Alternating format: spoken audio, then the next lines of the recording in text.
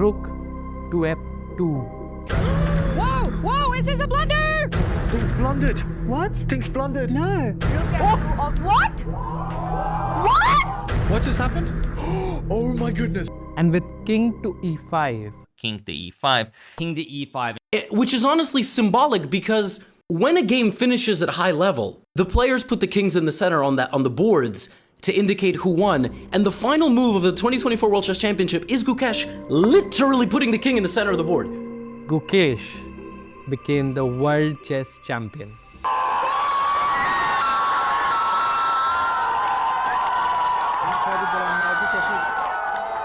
ग्यारह साल के इंतजार के बाद वर्ल्ड चैंपियनशिप इंडिया आई है। अगर मैं यूं कहूं, ये इंतजार 11 साल का नहीं 1500 साल का है, क्योंकि चेस की इन्वेंशन तो भारत में ही हुई थी, पर फिर भी हमारे पास 1987 तक एक भी ग्रैंड मास्टर नहीं था। क्यों हम लोग उसी गेम में हजारों साल तक पीछे रहे जिसको हमने इन्वेंट किया था, और अब क्यों चेस में एक नया राइज देखने को मिला है, सब जानेंगे आज की वीडियो में। Chess experts all across the world have one opinion about Indian chess. It is soon going to be a superpower. What's happening in India is extremely unique. Extremely unique. India! India! India!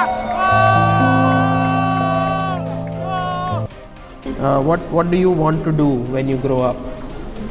I want to become the youngest world chess champion. A new world chess champion, Gukesh Damaraju!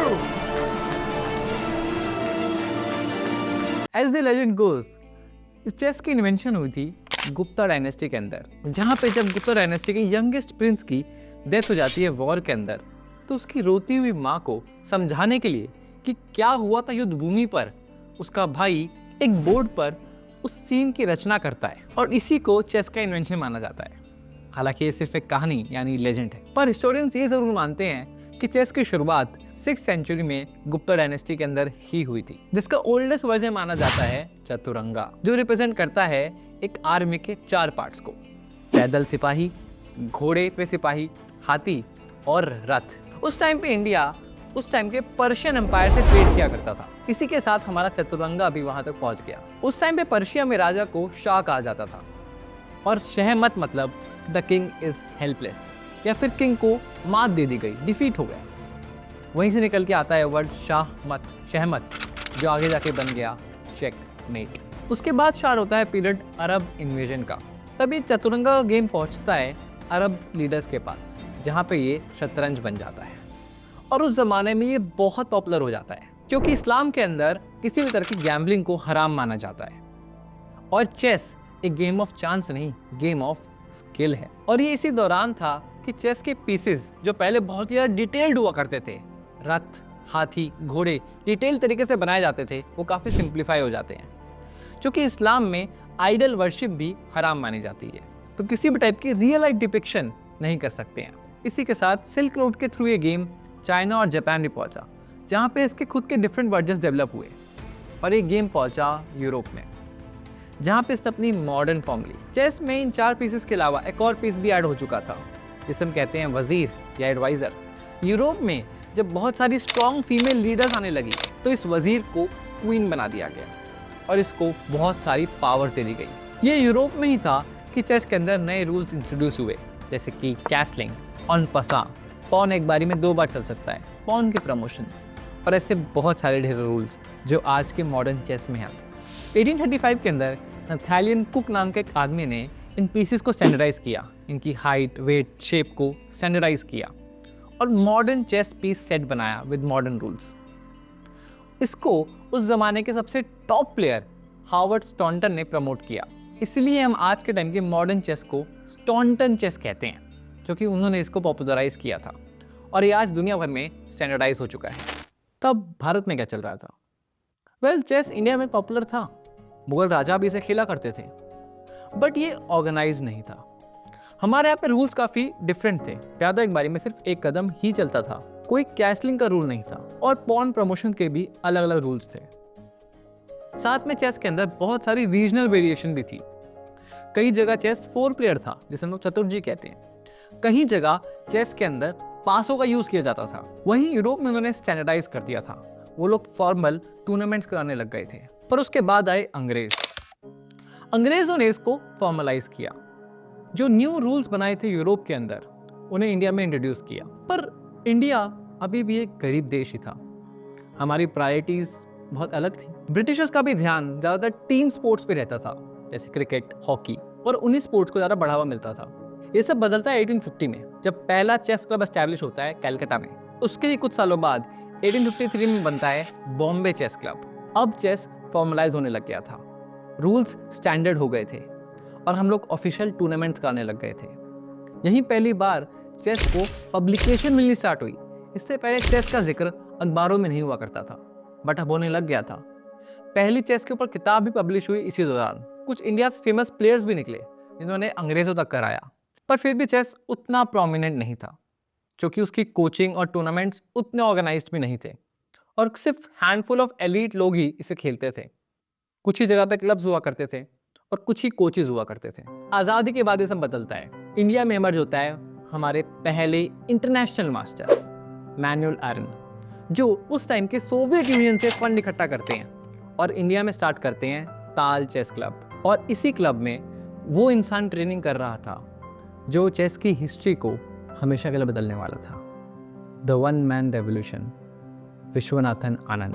Anand, congratulations for winning the World Championship.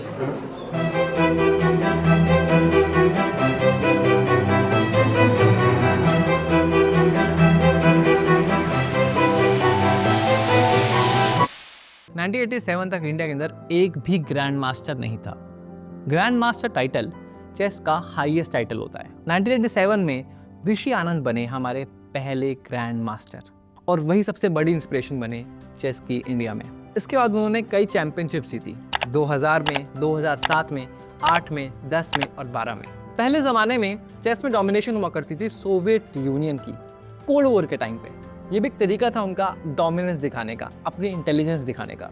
India के legendary player Viswanathan Anand ने कई Soviet players को beat किया और कई सालों तक world का नंबर 1 स्पॉट एक्वायर किया। इनफैक्ट 55 ईयर्स की एज में वो आज भी वर्ल्ड के टॉप 10 प्लेयर्स में आते हैं। उनकी वजह से ही चेस बूम आया। उन्होंने ही यंगर जनरेशन को इंस्पायर किया।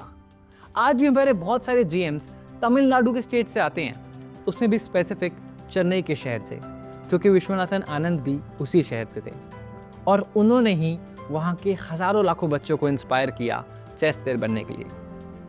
उनकी पॉपुलैरिटी की वजह से चेस में पैसा भी आया और फाइनली चेस एक वायबल स्पोर्ट बना जहाँ पे पैसा भी कमाया जा सकता है। आज वर्ल्ड के टॉप 100 चेस प्लेयर्स में से 12 इंडियन हैं, पर आज से 20 साल पहले सिर्फ 2 हुआ करते थे। आज टॉप 10 में 3 हैं, इससे पहले सिर्फ 1।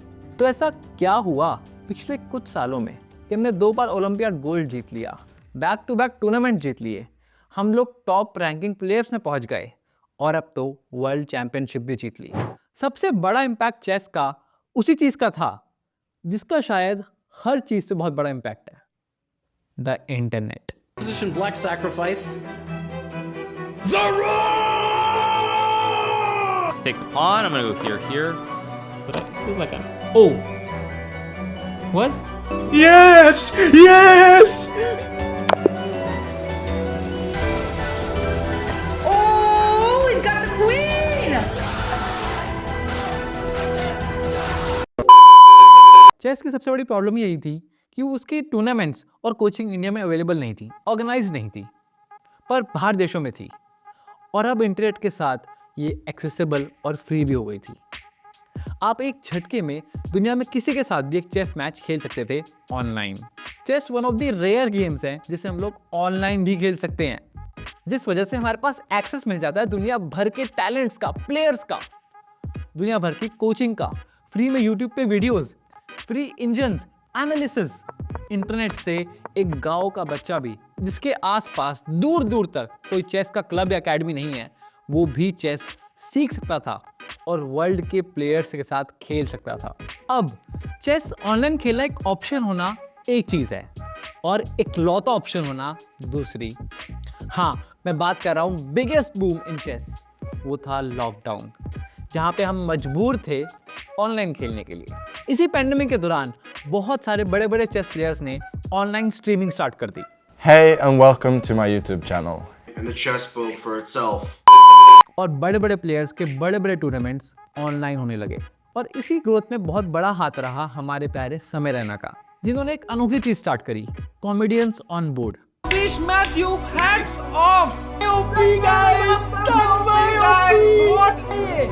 मुझे free queen, I hope this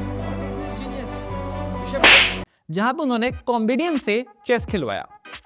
अब अच्छी बात इसमें ये थी कि जिस चेस के गेम को हम लोग बोरिंग समझते थे, एक नर्डी गेम समझते थे, उसको अब कॉमेडियंस खेल रहे थे और बीच बीच में हंसी मजाक कर रहे थे, जोक्स कर रहे थे। तो अब ये गेम बोरिंग, टफ और नर्डी से एंटरटेनिंग हो गया था, इंटरेस्टिंग हो गया था, फनी हो गया था। इसका साथ दिया इंडिया में सबसे बड़ी चेस ऑर्गेनाइजेशन ने, चेस बेस इंडिया, और उनकी एक फाउंडेशन है हेल्प चेस, जिसका लिंक मैंने डिस्क्रिप्शन में दे रखा है। फ्री ऑफ कॉस्ट, कोई प्रमोशन नहीं है। अगर आप चेस को हेल्प करना चाहते हैं तो उनको डोनेट कर सकते हो, और मुझे भी कर सकते हो। अगर मुझे हेल्प करना चाहते हो तो बाय मी अ कॉफ़ी और UPI के थ्रू, दोनों का लिंक डिस्क्रिप्शन में मिल जाएगा। ये तो थी इंडिया की बात। इसी के साथ एक ऐसी चीज़ भी हुई जिससे चेस वर्ल्ड वाइड बूम कर गया। वो था नेटफ्लिक्स के ऊपर Queen's Gambit. Doesn't make them any smarter. Thrush and blow by. You what that will be.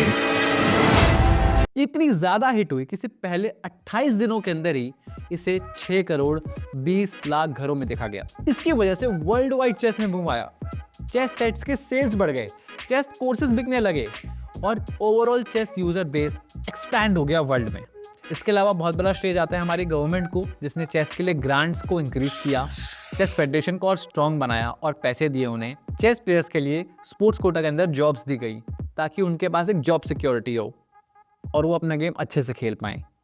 इसके अलावा बहुत सारे स्पॉन्सरशिप आई, बट फिर भी चेस आज भी उतना बड़ा स्पोर्ट नहीं है जितना वो होना चाहिए था, जितना वो हो सकता था। आप अपने आसपास दोस्तों में देखिए, परिवार में देखिए, कितने लोगों को चेस खेलना आता है, कितने लोग एक्टिवली चेस खेलते हैं, कितने लोग टूर्नामेंट्स देखते हैं, कितने लोग वहाँ पे जाके देखने की उसकी टिकट के पैसे देंगे। तो इसका कारण है कुछ बेसिक प्रॉब्लम्स जो चेस के साथ है। पहला, chess is an expensive sport. Chess set खरीदना नहीं, क्योंकि वो तो 500 रुपये का आ जाता है, बट चेस की कोचिंग एक्सपेंसिव है। आप अपने लोकल एरिया में किसी भी स्पोर्ट्स की कोचिंग 1000-2000 महीना के अंदर ले सकते हो, किसी भी क्लब के अंदर। बट चेस कोचिंग को ग्रुप में करना थोड़ा मुश्किल होता है। कई जगहों पर ग्रुप कोचिंग होती है चेस की, वो भी थोड़ी एक्सपेंसिव रहती है, बट ज़्यादातर कोचिंग चेस की तभी हो पाती है जब 1-to-1 हो, पर्सनल हो, और वो बहुत महंगी पड़ती है। तो पेरेंट्स 1000-2000 रुपये घंटे के नहीं देना चाहते अपने बच्चे को चेस सिखाने के लिए, जिसमें इतना पैसा ही नहीं है, जो है हमारी सेकंड प्रॉब्लम। अभी भी चेस के सिर्फ टॉप प्लेयर्स ही हैं जो अच्छा खासा पैसा कमा पा रहे हैं, वो भी इसलिए क्योंकि उनको स्पॉन्सरशिप्स मिल जाती है या फिर वो टूर्नामेंट्स में लाखों रुपए जीत जाते हैं। बट उनका क्या, जो हार जाते हैं, जो शायद टॉप में नहीं आते, और टॉप में जाना बहुत मुश्किल है। ये है हमारी third problem. Playing chess is tough, learning is tough, और टॉप लेवल पे कंपटीशन बहुत बढ़ जाता है। जो GMs एक ज़माने में टॉप 10 के अंदर हुआ करते थे, वहाँ टॉप 20 में भी नहीं है। सॉरी अनीश। आखिरी और सबसे मेजर प्रॉब्लम जो है, जिसकी वजह से चेस इतना ग्रो नहीं कर पा रहा है, सैडली चेस काफ़ी बोरिंग है। I am sorry to say that. मैं खुद एक चेस प्लेयर हूँ, बट क्लासिकल टाइम कंट्रोल, जहाँ पे हमें 2 घंटे मिलते हैं, 3 घंटे मिलते हैं चेस गेम को खेलने के लिए, वहाँ पे अक्सर ग्रैंड मास्टर्स जो होते हैं वो एक मूव के लिए एक घंटा सोचते हैं। वो बस सोचते रहते हैं बोर्ड को देखकर। उस मूवमेंट में ऑडियंस के लिए वहाँ पे कुछ भी नहीं है, क्योंकि वहाँ पे कुछ हो नहीं रहा है, मूवमेंट नहीं हो रही है, वो खाली दिमाग में सोच रहे हैं। तो वो इतना एंटरटेनिंग नहीं है। साइकोलॉजी हमें बताती है कि हमारा ध्यान जाता है मूविंग ऑब्जेक्ट्स पर, जो चीज़ें मोशन में होती हैं। हमेशा लोग भाग रहे हैं, बॉल जैसे उधर जा रही है, कुछ ना कुछ हो रहा है, पर चेस में ऐसा नहीं हो रहा है। टॉप लेवल पे चेस गेम्स अक्सर ड्रॉ हो जाते हैं, जैसे कि हमने इस वर्ल्ड चैंपियनशिप के अंदर भी देखा है, कितने सारे गेम्स बस ड्रॉ चले गए। और ड्रॉ होना इतना इंटरेस्टिंग नहीं है। हमें अक्सर गेम्स के अंदर जीतना और हारना पसंद आता है। और एक आम इंसान के लिए ये समझना भी तो मुश्किल है। एक इंसान बिना फुटबॉल या क्रिकेट के रूल समझे भी उसे देख सकता है, उससे एंटरटेनमेंट ले सकता है। बट अगर आपको चेस से एंटरटेनमेंट चाहिए तो आपको चेस के बेसिक्स आने चाहिए ना। तो बहुत ज़्यादा शानदार और क्लासी मूव भी एक आम इंसान के लिए तो बस मूव है। अब इतनी प्रॉब्लम्स है तो इसके सॉल्यूशंस भी तो होंगे ना। बिल्कुल है। इन्हीं सॉल्यूशंस को डिस्कस करने के लिए मैंने बुलाया है हमारे चेस बेस इंडिया हिंदी के फाउंडर निखिलेश जैन को। तो मैं जनता को बता दूं कि हम लोग बहुत रात को एकदम से रिकॉर्ड कर रहे हैं, बिल्कुल भी प्लान नहीं था। मैं वीडियो पहले शूट कर चुका था और मुझे लगा था कि कोई नहीं आएगा मेरी वीडियो में। चेस बेस इंडिया को कांटेक्ट करके मैंने बहुत कांटेक्ट किया, मुझे कोई नहीं करेगा, तो मैंने वीडियो के लिए बना दी, एडिट कर दिए। तो अभी रात के 2 बजे हम लोग। पहला और सबसे इम्पोर्टेंट सॉल्यूशन तो यही है, वो है आप लोग, ऑडियंस। जिस गेम में ऑडियंस होती है उसी गेम में पैसा होता है, क्योंकि उसी गेम में स्पॉन्सर्स आते हैं और उससे और नए प्लेयर्स इंस्पायर होते हैं और ये साइकिल चलती चली जाती है, जिससे एक गेम बहुत आगे बढ़ जाता है। यही क्रिकेट के साथ हुआ और यही अब चेस के साथ हो रहा है। अब 20 साल पहले चले जाओ या अभी चले जाओ, पैसा तो उसी के पास आएगा जिससे दर्शक जुड़ेंगे और उपलब्धि जुड़ेगी, दर्शक और उपलब्धि दोनों एक दूसरे को खींचते हैं। जैसे गुकेश जीत रहा है तो लोग आके चेस देख रहे हैं, बच्चे चेस सीख रहे हैं, नए लोग चेस में जुड़ रहे हैं। अगर हम क्रिकेट की बात करें तो आप में से किसी को भी कभी भी क्रिकेट के रूल्स समझने या सीखने नहीं पड़े होंगे। क्यों? क्योंकि हर बच्चा गली मोहल्ले में क्रिकेट खेल के ही बड़ा होता है। कि क्रिकेट की ट्रेनिंग लेने तो आप जाते हो, बट आपको क्रिकेट सीखने के लिए कुछ नहीं करना पड़ता ना। गली गली में लोग क्रिकेट खेल रहे हैं। उसी तरीके से अगर चेस हमारे कल्चर का पार्ट बन जाए, हमारी डेली लाइफ का पार्ट बन जाए, तो हर बच्चे को बड़े होते होते अपने आप बेसिक्स आ ही जाएंगे। तो जो ये ना समझने वाली जो प्रॉब्लम है वो खत्म हो जाएगी। और जितना ये मीडिया स्ट्रांग होता जाएगा चेस का, जैसे ये जो चेस कवरेज है, जो टूर्नामेंट्स का कवरेज है, जितना ये बेहतर होता जाएगा, नॉर्मल बन जाएगा चेस, लोग जगह जगह चेस क्लब हो जाएंगे, लोग खेल रहे हैं, गली मोहल्लों में भी लोग चेस खेल रहे हैं, क्योंकि वो अपने आप कल्चर में आना पड़ेगा, कल्चर में आ जाएगा।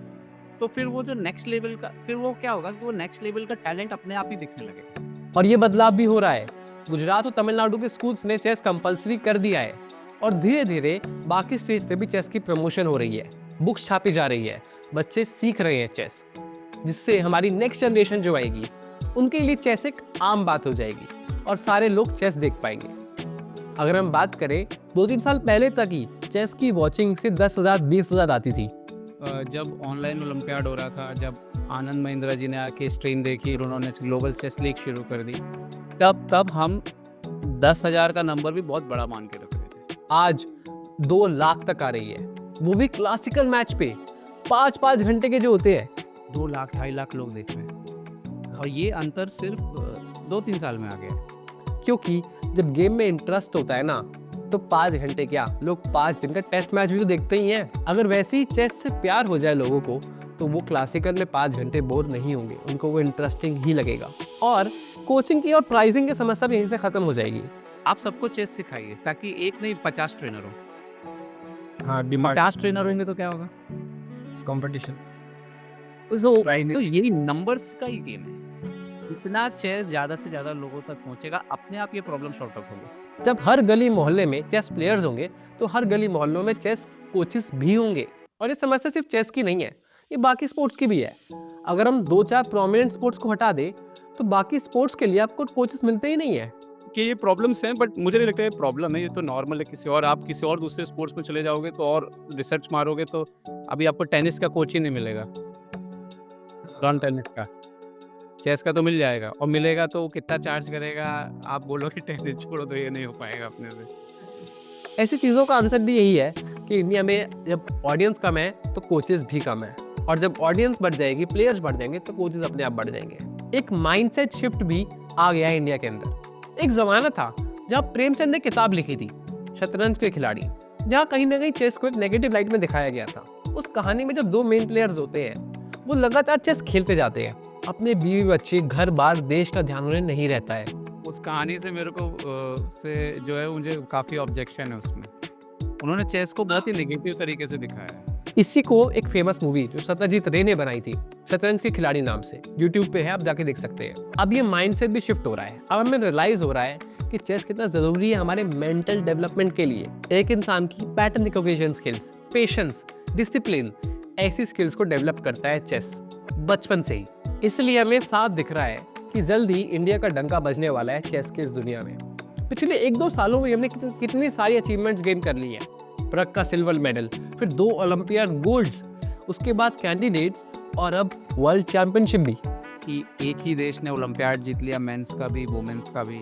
उसी देश का बंदा कैंडिडेट जीत जाता है, उसी देश का बंदा जो है वो वर्ल्ड चैंपियन बन जाता है। एक साल में इतनी उपलब्धियां जो है, मुझे याद नहीं आ रहा कि शायद सोवियत यूनियन के बाद भारत ही ऐसी दूसरी कंट्री रही है जिसने चेस को ऐसे डोमिनेट किया है, और अब इसकी पीक आनी तो बाकी है, क्योंकि और यंग प्लेयर्स निकलते जा रहे हैं इंडिया से लगातार जीएफ की संख्या बढ़ती जा रही है, उन सबकी उम्र बहुत कम है। ये तो पक्का है कि चेस का फ्यूचर है इंडिया, और इंडिया में फ्यूचर है अब चेस का।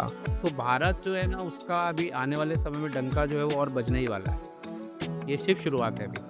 With this we come to the end of this video। तो हमने चेस में बात करी मेंटल हेल्थ की, पर आपको फिजिकल हेल्थ की बात करनी है तो आपको मेरी ये वाली वीडियो देख लेनी चाहिए जो मैंने बनाई थी हेल्थ इंश्योरेंस के ऊपर, या फिर ये वाली जो मैंने बनाई थी मेडिसिन के बढ़ते हुए प्राइजेस के ऊपर। इसके अलावा चेस बेस इंडिया और चेस बेस इंडिया हिंदी के चैनल को सब्सक्राइब करें, उनका लिंक भी मैंने दे दिया है। मेरे चैनल को सब्सक्राइब करें, लाइक करें, इस वीडियो को शेयर करें, ताकि हम चेस को आगे बढ़ा सकें देश के अंदर। साथ में सपोर्ट कर सकते हैं आप मुझे, सुपर थैंक्स, मेरी यूट्यूब मेंबरशिप ज्वाइन करके, नीचे दिए गए यूपीआई या फिर buy me a coffee link पर क्लिक करके, या फिर मेरे ब्रांड न्यू स्टार्टअप का ये टी शर्ट खरीद के। ये है मेरा प्रीमियम इंटेलेक्चुअल स्ट्रीटवेयर ब्रांड सबस्ट्रेटा, जिसका पहला लॉन्च है one must imagine Sisyphus happy. यहाँ मैंने कोशिश किया कि मैं इंटेलेक्चुअल डिज़ाइन दे सकूँ, और जो प्रीमियम ब्रांड बड़े स्ट्रीटवेयर ब्रांड्स हैं वो जो क्वालिटी दे रहे हैं वो सेम क्वालिटी आपको प्रोवाइड कर सकूँ कम दाम में, अफोर्डेबल प्राइस पे। तो जल्दी से ऑर्डर कर देना, विंटर 20 से 20% ऑफ भी मिल रहा है। सो या, thank you for watching, this is स्पर्श साइनिंग ऑफ।